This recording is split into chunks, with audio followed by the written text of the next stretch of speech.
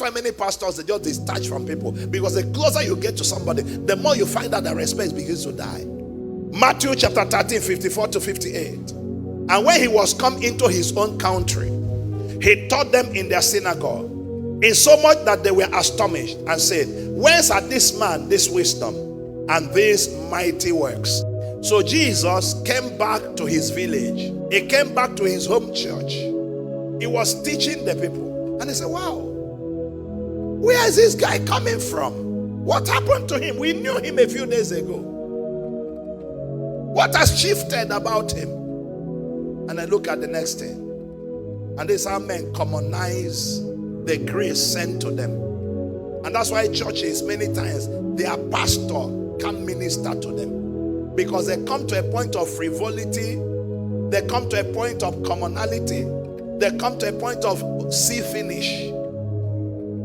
And then they lose their ability to connect to the grace in their man of God. Look at what they say. Is not this the carpenter's son?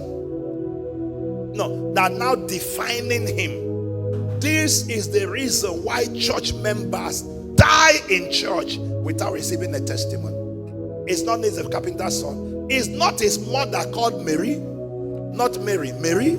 If you say Mary, that is Mary.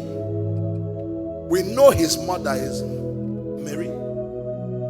And his brethren, James and Joseph and Simon and Judas. We know all his brothers. Next verse. And his sisters, are they not all with us? Whence had this man all these things? Next verse. And they were offended in him. When he was talking, they called it arrogance.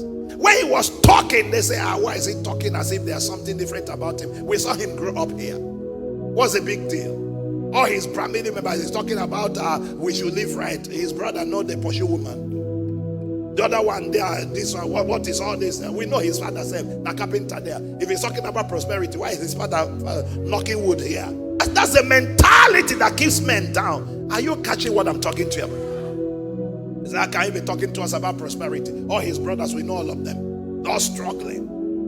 And then Jesus said unto them, a prophet is not without honor, save in his own country and in his own house. Inside his own house.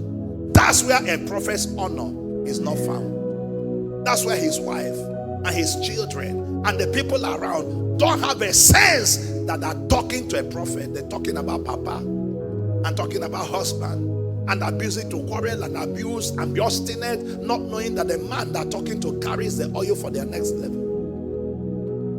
The same thing with people that are related to him. And the same thing with people that have hunger with somebody in church for a long time. That's why many pastors, they just detach from people. Because the closer you get to somebody, the more you find that the respect begins to die. Respect begins to die. You have to be careful how you relate to people. Now look at the next verse, 58. And he did not many mighty works there because of their what? Unbelief. So this unbelief atmosphere prevented Jesus from doing mighty works.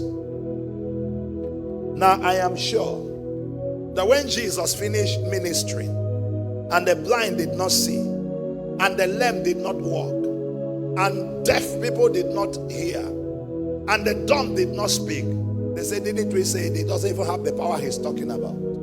But it was their unbelief that prevented the hand of God from moving in their midst. They will say that this guy is not anointed, but the oil was speaking in Jesus, but their unbelief short-circuited their miracle. I lift my hand over you. In the name that's above every name, may you not become too familiar with grace.